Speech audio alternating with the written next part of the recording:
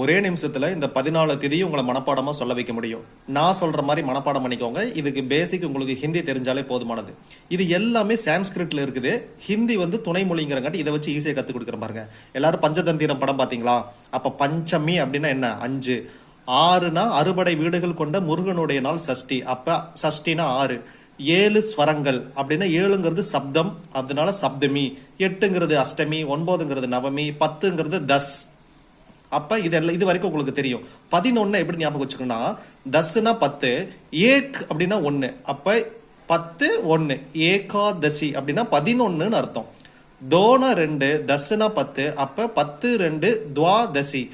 3னா 3. இதை இங்கிலீஷ்னு சொல்லக்கூடாது, ஹிந்திலையும் 3னா 3 தான் அர்த்தம். திரியோதசி 13. சார் அப்படின்னா 4ன்னு அர்த்தம்.